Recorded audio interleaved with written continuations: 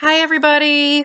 I miss all of you very, very much, and I hope you're all staying healthy and enjoying time with your family. I thought I would read a little bit from Ramona Forever for you guys because we haven't had a chance to read any of it lately. So we left off in the middle of a chapter, so I thought I would read and finish up the chapter that we were working on. I'll just hold the book up. Did you bring us any more presents? Asked Willa Jean. Willa Jean, that isn't nice, said Mrs. Kemp, smiling because she was so happy to have her youngest son home at last. Willa Jean, how did you guess? Asked Uncle Hobart. Come on out to the van and I'll show you. Me too? Howie quickly forgot his annoyance. Sure. As he went out the door, Uncle Hobart said, It's great to be back in a country full of green grass and trees. Ramona heard Howie ask, What do camels eat if there isn't any grass? When they returned, Ramona lost her struggle to be interested in her book. Uncle Hobart was carrying a small accordion. Grandma, look! Howie was wheeling what appeared to be a part of a bicycle. It's a real unicycle! Is it broken? Asked Willa Jean. It has only one wheel. Hobart, whatever were you thinking of? Mrs. Kemp frowned at the unicycle. I was thinking of the unicycle you wouldn't let me have when I was Howie's age, said Uncle Hobart. Now, Mom, don't you worry about a thing. I'll help him. He's not going to break any bones. He set the accordion on the floor by Willa Jean. And this is for you, he said. Willa Jean eyed the accordion. What does it do? She asked. You can play music on it, answered her uncle. It's a Viennese accordion. I bought it from one of the men I worked with and even learned to play it a little. Isn't that lovely, Willa Jean? Said Mrs. Kemp. Your very own musical instrument. We'll put it away until you're old enough to learn to play it. No! Willa Jean put on her stubborn look. I want to play it now! Uncle Hobart took the accordion and began to play and sing.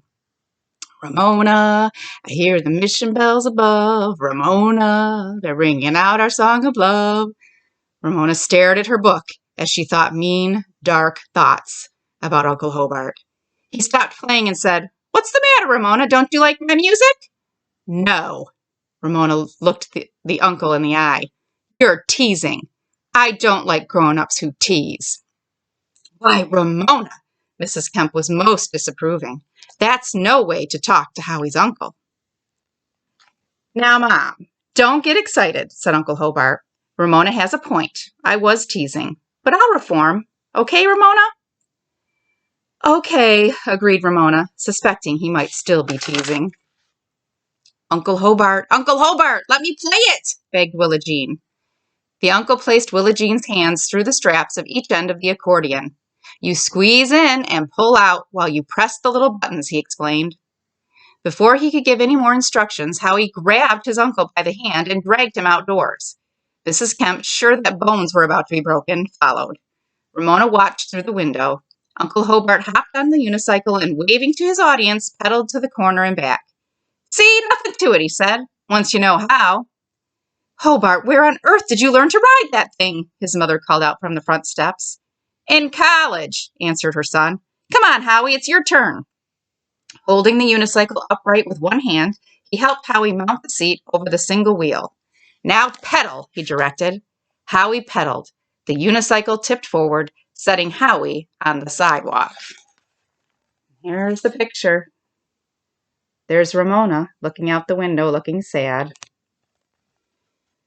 Indoors, Willa Jean struggled with the accordion, too heavy for her, and made it give out a loud groan, as if it were in pain. No, not that way, Ramona heard Uncle Hobart say. It's like riding a bicycle, only instead of balancing sideways, you have to balance back and forth at the same time. With a flushed and determined face, Howie mounted the unicycle again. If he learns to ride it, maybe he'll let me ride his bicycle, thought Ramona, who longed for a bicycle, even a second-hand 3-speed bicycle. Howie tipped over backward into his uncle's arms. The accordion squawked. Ramona felt rather lonely, left out, and in the way. Hobart, do be careful, shouted Mrs. Kemp above the squawk and screech of Willa Jean's playing. Ramona could see that learning to ride a unicycle was going to take time, so she turned her attention to Willa Jean and the accordion. Willa Jean set her gift on the floor and sat down on her camel saddle with a scowl. It's too big, and it won't play music. Let me try. Ramona was sure she could make music come out of the accordion. It looked so easy. She slipped her hands through the straps. The only song she could think of was, unfortunately, Ramona. She pumped and pushed the buttons, only to produce the cry of a suffering accordion. She tried pushing different buttons while she pushed the bellows in and out. Hee-haw! Hee-haw! This was not the music Ramona had in mind. Maybe your uncle can show you how when he has more time, she told Willa Jean as she set the accordion down carefully on Howie's camel saddle. From outside, Mrs. Kemp's warnings continued. Hobart, Howie, be careful! Ramona and Willa Jean stood by the window to watch Howie, protected by his uncle, actually ride a few feet before he pitched forward onto the sidewalk. I did it! He shouted. He's going to learn to ride it, thought Ramona, and then I'll get to ride his bicycle. Willa Jean returned to the accordion as if it might have learned to play while she let it rest.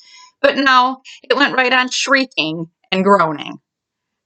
I know how I'll make it play, she said. Ramona turned from the window in time to see Willa Jean set her accordion on one end on the floor. Holding it down with one foot through the strap, she used both hands to stretch it up as high as she could pull it.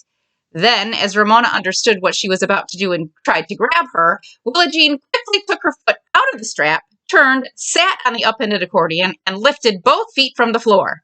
As she sank down, the accordion uttered one long screech, as if it were dying in agony. There she is, sitting on the accordion. I think she might have broken it. Willa Jean! Cried Ramona, horrified and delighted by the dreadful piercing noise that left her ears ringing. Willa Jean jumped up, beaming. The accordion, Ramona could see, would never rise again. Its bellows had split, silencing it forever. You broke it, Ramona said, knowing she might have done the same thing at Willa Jean's age. I don't care, said Willa Jean. I made a big noise, and now I don't want it anymore. Mrs. Kemp burst in to see what had happened. You naughty girls, she cried when she saw the remains of Uncle Hobart's present. But I didn't do it, protested Ramona. It's not my fault. An expensive musical instrument ruined, said Mrs. Kemp. You're a big girl, Ramona. You should know better than let Willa Jean break it. She turned to her granddaughter. Aren't you ashamed of yourself? No, said Willa Jean. It's a dumb old thing that wouldn't play. Willa Jean, go to your room, ordered Mrs. Kemp, who usually felt that anything Willa Jean did or said was cute, sweet, or adorable. I'm ashamed of you spoiling your nice uncle's homecoming. Scowling, Willa Jean did as she was told. Mrs. Kemp turned to Ramona. As for you, young lady, you sit on that chair until your mother comes for you. Ramona sat, and Ramona seethed, angry at the unfairness of all that had happened. Why should she have to look after Willa Jean when her mother paid Mrs. Kemp to look after Ramona? And Uncle Hobart was just plain dumb to give a little girl something she couldn't use until she was older. But then grown-ups were often dumb about presents, Ramona knew. She'd been given books to grow into, and by the time she had grown into them, they had lain around so long they no longer looked interesting. But an accordion, growing up to an accordion, would take forever. Outside, other children had come to watch Howie learn to ride his unicycle. Ramona could hear shouts and laughing, and once in a while, a cheer. It isn't fair, Ramona told herself, even though grown-ups were always telling her life was not fair.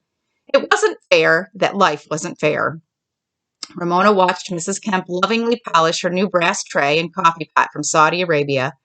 Ping, ping, ping, went the timer on the kitchen stove.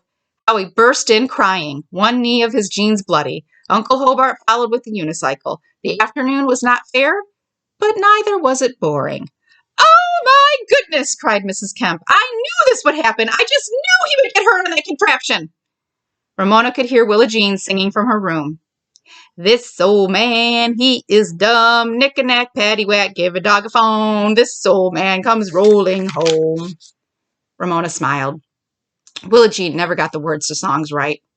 Ping, ping, ping, insisted the timer. Hobart, turn off the oven and take out the pie while I attend to Howie, directed harassed Mrs. Kemp. Willa Jean stalked into the living room, picked up her camel saddle, and stalked out again. In spite of her bitterness, Ramona found the whole scene most entertaining to watch, better than TV, because it was live. When Howie limped back to the living room with one leg of his jeans rolled up and bandaged on his knee, he sat on the couch feeling sorry for himself. Ramona felt sorry for him, too. Uncle Hobart inhaled. Smell Mom's apple pie. Just what I dreamed of every night when I was overseas. He gave his mother a smacking kiss. You're not fooling me, Mrs. Kemp was delighted. You can't make me believe you dreamed of my apple pie every night. I know you better than that. Uncle Hobart noticed Ramona imprisoned on a chair. What's the matter with Howie's girlfriend? He asked. Of course, Ramona did not answer a man who did not play fair. He had promised to reform and not tease. Hobart, what do you think of a big girl who sits and watches while a little girl breaks her accordion? Mrs. Kemp, Ramona understood, did not want an answer. She wanted to shame Ramona. Ramona was suddenly struck by a new and disquieting thought. Mrs. Kemp did not like her. Until this minute, she had thought all adults were supposed to like all children. She understood by now that misunderstandings were to be expected. She had had several with teachers, and often grown-ups and children did not agree, but things somehow worked out. For a grown-up to actually dislike a child and try to shame her, she was sure she had been wrong. Very, very wrong. She longed for Beezus to come so she could feel someone was on her side, but Beezus found more and more excuses to delay coming to the Kemps after school. Here is Ramona sitting in her chair, looking very upset. Uncle Hobart apparently thought he was expected to answer his mother's question. What do I think of Ramona? Since she's Howie's girlfriend, I think she's a great kid, don't you, Howie? Oh, be quiet, Uncle Hobart. Howie scowled at the carpet. Good for you, Howie, thought Ramona. You're on my side. Howie, cried Mrs. Kemp. That's no way to talk to your uncle. I don't care, said Howie. My knee hurts. Really, I don't know what got into you children this afternoon. Mrs. Kemp was thoroughly provoked. Ramona could have told her in one word, grown-ups. Instead, she stared at her book and thought, I am never going to come back here again. Never, never, never. She did not care what anyone said. She did not care what happened. She was not going to be looked after by someone who did not like her. Poor Mom, said Uncle Hobart. How about a piece of your apple pie? Poor us. Ramona included Howie and Willa Jean in her pity as she wished that someday, just once, she too could sit on an accordion. She knew she never would, even if she had the chance. She had grown past Willa Jean's kind of behavior, which had been fun while it lasted. Ramona smiled as she recalled the happy afternoon she had spent when she was Willa Jean's age, boring holes in the garage wall with her father's brace and a bit, until she was caught. And that's the end of the first chapter of Ramona Forever. And hopefully I can hop back on here and start reading chapter 2 for you guys. I hope you're all doing okay. Miss you.